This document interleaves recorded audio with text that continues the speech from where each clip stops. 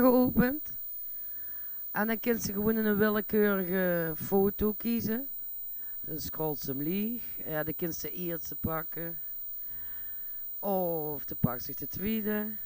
Of de derde. En dan gaat ze rechtsboven bij een foto naar dit tekentje. Klik ze daarop. En dan gaat ze even rijken af. Totdat ze daarbij uitkomt. En dat hoeft ze maar aan te klikken. Door.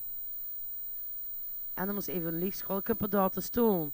Maar dan zie je tot de helft weg is. Dat is even opnieuw restarten de pagina, zeg maar. En dat duurt lang. Ja. En dan is er zo heel veel foto's en video's op me. Daarom ben ik die andere website aan het bouwen.